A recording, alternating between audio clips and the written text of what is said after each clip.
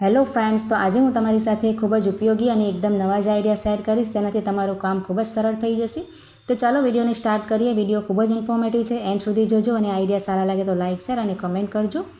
તો અહીંયા આપણે સૌથી પહેલો જે આઈડિયા છે ને એ આ રીતે બિંદી માટેનું છે. આપણે જે બિંદી લગાવીએ ને ચાંદલો, તો આપણે શું કરીએ, જે પણ બિંદી લગાવીએ ને તે આ રીતે ડાયરેક્ટ જ આપણે લગાવી દઈએ છીએ તેને, ક્યાર પણ બહાર જવાનું હોય કે ઘરમાં પણ.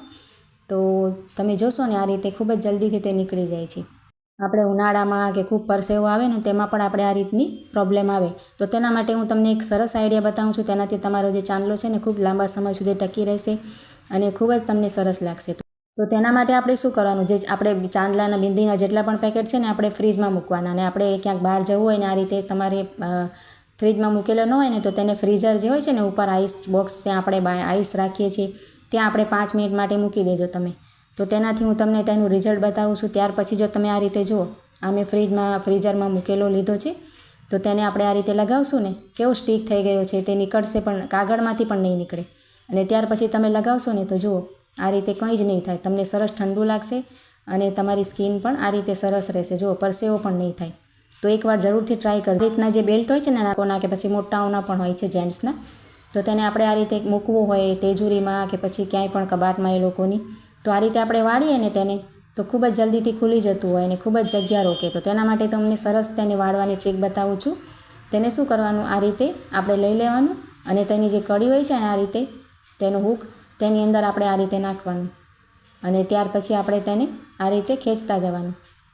બસ કંઈ નથી કરવાનું, આ રીતે તમારે ગોળાઈમાં તેને વીંટાળતા જવાનું. આ રીતે એકદમ નાની તેની પેકિંગ થઈ જાય ને ત્યાં સુધી આપણે તેને વીંટાળવાનું. આ રીતે ખૂબ જ સરળ છે અને આ રીતે તમે રાખશો ને બેલ્ટ તો ખુલશે પણ નહીં અને ખૂબ સરસ તેની ફિનિશિંગ પણ આવશે.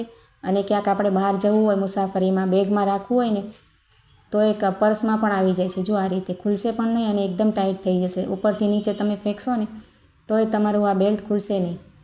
તો આઈડિયા સારો લાગ્યો હોય તો લાઇક, કમેન્ટ કરજો અને ચેનલ પર નવા હો તો ચેનલને સબસ્ક્રાઈબ કરી આપજો. અને મને કમેન્ટ દ્વારા જરૂરથી જણાવજો કે તમને મારા આઈડિયા ગમે છે કે નહીં. તો ચાલો હવે નેક્સ્ટ આઈડિયા આપણે જોઈ લઈશું. તો આપણે શું કરશું, આ રીતનું કોઈ પણ જૂનું કાસકું અને આ રીતનું જૂનું મોજું આપણે હોય ને સોક્સ, હાથે લઈ લીધું છે અને તેને આ રીતે રબડ આપણે લગાવી દેવાનું. તમારી પાસે જે પણ દાંતીઓ હોય ને જૂનો કાસકો તે તમે લઈ શકો છો. અને આ રીતે આપણે જો જે સ્લાઇડરવાળી જાળી હોય છે ને આપણે ઘરમાં, તેને સરસ રીતે આપણે સાફ કરી શકાય, કંઈ પ્રોબ્લેમ ના થાય. આપણે આ રીતે સાફ કરવામાં જે સ્લાઇડર હોય છે તેને ખૂબ તકલીફ થઈ જતી હોય છે, હાથમાં વાગી જાય કે કંઈ ન થાય. આ રીતે કાસકા વડે સરસ રીતે આપણે જૂનું મોજું હોય તેને આપણે આ રીતે પહેલાં કોરું આપણે લગાવીને સાફ કરી લેવાનું અને ત્યાર પછી ભીનું કરી લેવાનું. તો બંને પ્રોસેસથી આપણે જે સ્લાઇડર સરસ આપણે સાફ થઈ જાય છે. અને ખૂબ જ ધૂળ આવતી હોય છે, આ રીતે રોડ ઉપર જાળી હોય ને તો ખૂબ જ ધૂળ આવે છે. તો આપણે આ રીતે 2-3 દિવસમાં એકવાર આ રીતે આપણે ઊભી કે આડી ખૂબ જ સરસ રીતે તમે જોઈ શકો છો ક્લીન થઈ જશે. તો આ રીતે તમે એકવાર કાસકાને આ રીતે નાખશો ને મોજામાં તો જો આ ફ્રીજની જે રબડ હોય છે ને તે પણ સરસ રીતે તેનાથી સાફ થઈ જશે.